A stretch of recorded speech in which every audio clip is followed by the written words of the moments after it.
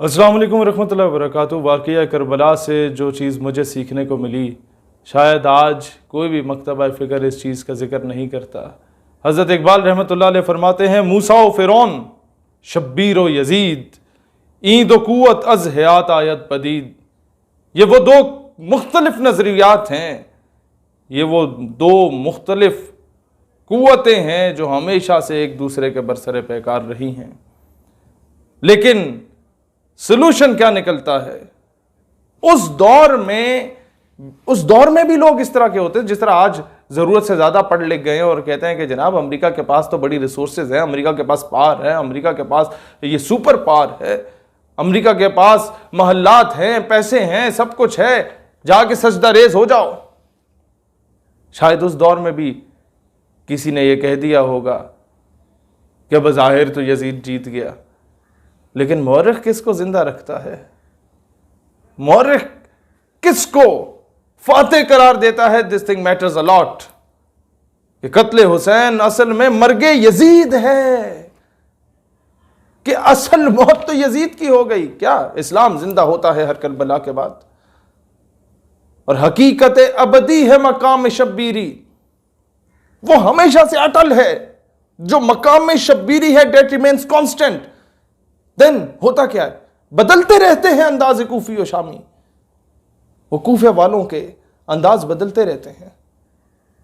وہ so called جو خود کو کہتے تھے ہم مظلوم ہو گئے، ہمارے ساتھ زیادتی ہوگی، آپ آئیں امام ہماری مدد کے لیے آئیں، لیکن اینڈ ٹائم پہ حضرت مسلم بن عقیل کے ساتھ کیا ہوا رضی اللہ تعالیٰ عنہ؟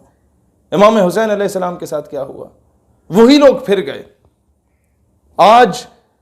آج کے تناظر میں دیکھا جائے تو میں یہی بات انہیں کہتا ہوں، جب کسی جگہ پہ ایک حاکم وقت کے کسی نمائندے نے کہا کہ کشمیر میں میدان کربلا برپا ہے، تو میں نے کہا رک جاؤ، مجھے بتاؤ کشمیری کیا ہیں؟ کہتا حسینی ہیں فور شور۔ میں نے کہا اچھا، ویری گڈ۔ اور انڈین آرمی؟ کہتا ہے یزیدی ہے۔ میں نے کہا اچھا، اب سوچو اور بتاؤ پھر کوفے والا کون ہے؟ خاموش امت ہمیشہ کوفے کا کردار ادا کرتی ہے۔ دوستان ذی وقار، مسئلہ متحدہ عرب امارات کا ہو یا کوئی بھی ہو، بات بہت کلیئر ہے۔ قافلہ حجاز میں ایک حسین بھی نہیں، قافلہ حجاز میں ایک حسین بھی نہیں، گرچہ ہے تاب دار ابھی گیسوئے دجلہ و فرات، ابھی بھی وہ تیل ابل رہے ہیں یہاں کے جتنے مڈل ایسٹ کے یہ ذخائر ہیں، کول ریزروز ہیں، آئل ریزروز ہیں، گیس ریزروز ہیں، اکنامکلی بہت زیادہ بہتر ہیں یہ تمام گلف سٹیٹس اور مڈل ایسٹ کی سٹیٹس، لیکن کیا ہے؟ قافلہ حجاز میں ایک حسین بھی نہیں۔ کیوں؟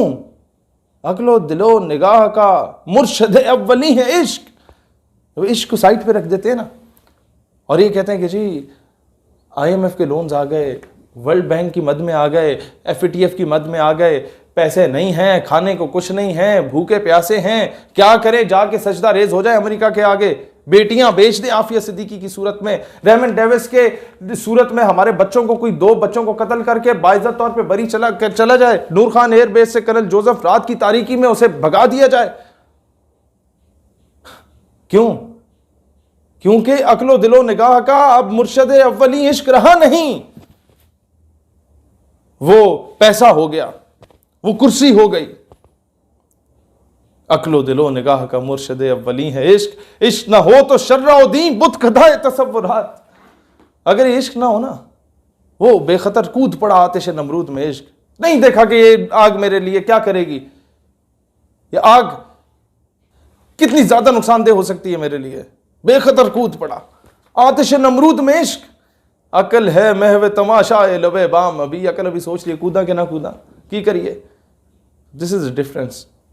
اگر چاہتے ہو کہ حسینیوں میں شمار ہو، اگر چاہتے ہو کہ ہمیشہ سے حق پرستوں میں شمار ہو، تو پھر دنیا کی چیزوں کا نہ دیکھا کرو، کیونکہ تخت سکندری پہ وہ کبھی تھوکتے بھی نہیں۔ بستر لگا ہو جن کا سرکار کی گلی میں، وہ یہ نہیں دیکھتے کہ پھر تاج و تخت و حکومت ہمیں ملنی ہے نہیں ملنی، ہاں یہ ہے کہ ایک کریکٹر لیس آدمی کے سامنے میں نے اس کے ہاتھ پہ جا کے بیعت نہیں کرنی۔ دس از واٹ حسینیت از، دس از دا فلسفی آف امام حسین رضی اللہ تعالیٰ عنہ، دس از دا آئیڈیالوجی آف سیدنا امام حسین رضی اللہ تعالیٰ عنہ۔ تو اصل حسینیت کیا ہے؟ اصل حسینیت یہ نہیں کہ ہم محرم کے مہینے میں آ کے صرف امام حسین کو یاد کر لیں، وہ سجدہ خالق کو بھی، ابلیس سے یارانہ بھی، یہ تو وہ بات ہوئی۔ حضرت امام حسین رضی اللہ تعالیٰ عنہ کا اصل جو کانسیپٹ ہے وہ یہ ہے کہ اس دور کے یزید کے سامنے نہیں جھکے، ہاتھ پہ بیعت نہیں کی، تو ہم آج کے دور کے فرعون، دجال، یزید، یہ امریکہ، بھارت، اسرائیل کے آگے کیوں جھک رہے ہیں؟ امت مسلمہ اپنے سو کالڈ بقا کی جنگ کے لیے اسرائیل کی حمایت کیوں کر رہی ہے؟ اگر میں اپنے نام کے ساتھ کئی جگہوں پہ صرف شہیر سیالوی لکھتا ہوں، قوم میری عوان ہے، میں نے کہا عوان لکھنے کا حقدار میں صرف تب ہوں گا، اپنے نام کے ساتھ ملک لکھنے کا حقدار میں تب ہوں گا جب میں حقیقی معنوں میں، یہ حضرت علی رضی اللہ تعالیٰ عنہ کی اولاد میں سے ہیں عوان، میں مولا علی شیر خدا کا حقیقی وارث تب کہلایا جاؤں گا جب میں اس فاتح خیبر کو یہ جا کے بتا سکوں کہ شیر خدا آج میں نے بیت المقدس کو فتح کر لیا۔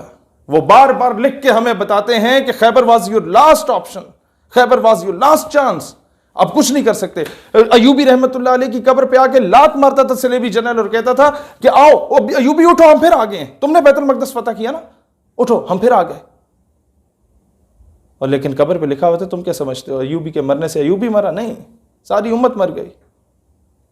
وہ حمیت نام تھا جس کا گئی تیمور کے گھر سے، وہ حمیت کو دوبارہ زندہ کرنا ہوگا امت مسلمہ میں، اور تبھی ہوگی ہم اس دن خود کو فخر سے حسینی کہہ سکیں گے جب ہم حقیقی معنوں میں وقت کے یزیدوں کو للکار سکیں، ان کے ہاتھ پہ جو ہمارے یہ سو کالڈ حکمرانوں نے بیعت کی ہوئی ہے اس بیعت کو توڑیں۔ دس از دا کانسیپٹ آف حسینیت۔ حسینیت زندہ باد، یزیدیت مردہ باد، پاکستان ہمیشہ زندہ باد۔